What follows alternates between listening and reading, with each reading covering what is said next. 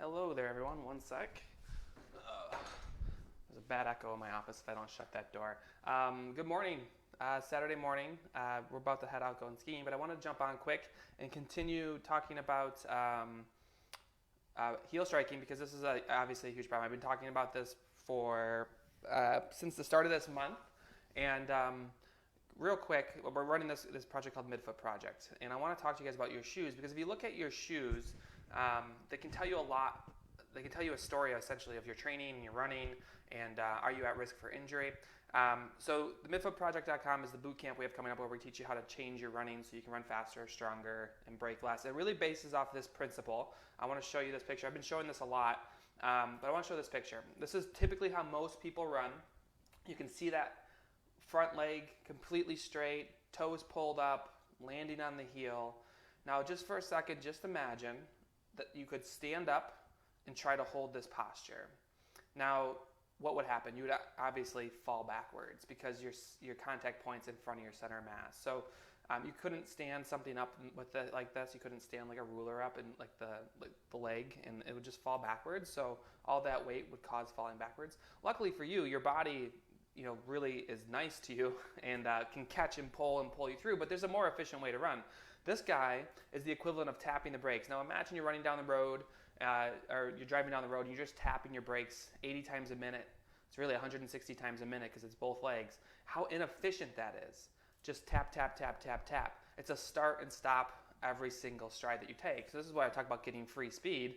If you can learn to get off of your heel, you can tap into some free speed through your muscles and tendons. You shock absorb better. You stop tapping the brakes.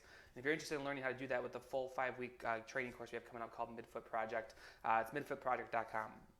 So let's talk about shoes real quick. If you have your shoes nearby, go ahead and grab them or at least look at these. What I like to do is always look at the bottom of when someone comes in. I like to look at the bottom of someone's shoe just to see what the wear pattern is. Now think about this. You take about 80 steps a minute, 80 steps a minute on one side, and that's, you look at like a 10-mile run, how many steps you're taking, 20-mile run even more. So the nice thing about the run cycle is it's very repetitious. And as you're running, it's the same foot strike over and over and over and over. So your body, or your shoe is going to keep hitting the same spot. So what I like to do for my runners, and you can do this as well, is look at the bottom of your shoes. Are they symmetrical? Now, traditionally what I'll see is a worn patch right on the outside border of the foot, which is normal. Well, it's not normal. It's just typically what we see. When you come in contact with the ground, the foot's going to land on the outside border and you're going to spin into the ground. That's what should happen. But what we're advocating is you don't lead with that heel because that's the braking motion, right? You're coming to the ground and you're braking. We still want to land on the outside border, but if you're seeing this big patch of rubber missing, you're a heel striker. You're tapping the brakes. You're slowing down on every step. It makes it difficult to run faster. It makes it difficult to stay healthy. And it's a huge issue. Instead, what you want to focus on is when you come through. So this is typical. This is going to be the road. Should have thought this through. Instead of coming down and hitting that heel first and letting the foot slap, what we try to encourage people to do is they swing this leg through. They get it to parallel to the ground, and they set it down. Our best runners, you'll see a nice wear pattern all along the outside edge because landing on the outside border of your shoe is correct, but we want to see this wear all along the outside border. If you're not seeing that, if you're seeing a big patch missing of rubber on the outside border of your shoe, you're a heel striker, you're slowing down, you're running. So you have to think about that to improve that. Now, typically what we see is people try to change their running, right? So they say, oh, Steve told me not to heel strike, so what do? This is the number one thing that people do. We've been doing this for 10 years. We've helped thousands of people change their run form over the last 10 years, myself and Pat O'Connor. When people try to change themselves, this is what we see, ready? So someone's trying to change their run form. They're typically a heel striker. They land like this. They slap the foot. They hear something about midfoot striking, trying to get their better shock absorption. They're trying to land softer for their joint sake, particularly the knee. So what they do is they come through and they toe strike. And then what ends up happening is you take all that load. When you're a heel striker and this foot's coming in contact with the ground, the bones are your shock absorbers.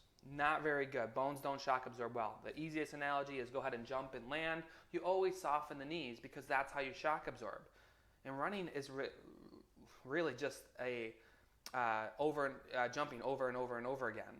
And you want to land and absorb that shock. So heel strikers, midfoot strike, or not midfoot striker, toe strikers, instead of loading the bone, what they end up doing is they use their Achilles tendon back here in their calf.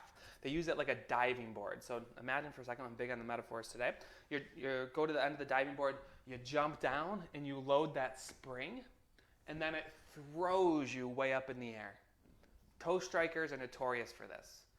They come through, they hit their toe first, they load their Achilles tendon like a diving board, and they launch themselves up in the air. I don't know about you, but for me, I like to run forward and get towards the finish line. What we don't want to do is see like this bunny motion. There's another metaphor for you.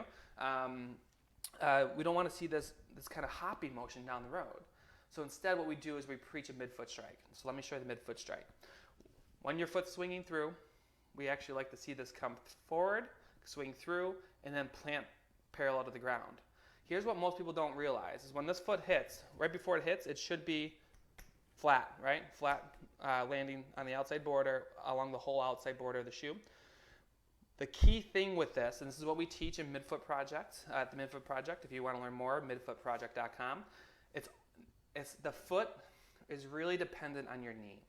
So while we call it midfoot striking, the biggest thing to learn is the position of the knee. Because remember, the straight knee, let's go back to that guy quick. The straight knee is the issue, and the foot follows that. Now imagine if this guy had his shin, so just look at his shin of his right leg. If that shin was perpendicular to the ground, so it was hanging straight down to the ground at a 90-degree angle, he'd have a perfect midfoot strike. You don't change the foot position, you change the knee position, and you get a midfoot strike. That's the secret. And that's what we've been doing over the last 10 years, helping people do that. So if you're serious about getting off your heel, if you're serious about less injuries, if you want to stop breaking on every single step you take during your run, the midfoot strike is the way to do it, and learning that knee position is critical. Midfootproject.com, and if anyone can type that in the comments, if they're still watching, I think we got a couple people still on. That is the boot camp that we're running to transform your running so you can stop heel striking. It starts April 1st, and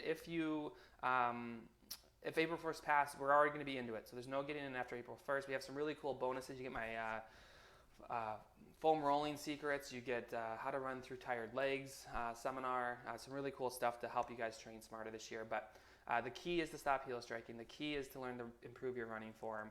And it can pay off huge for you on race days and in your training. So with that, I am out of here, midfootproject.com, and go ahead and check that out. There's all the information in there, and there's actually a questions link. You can shoot us a question if you have anything on there.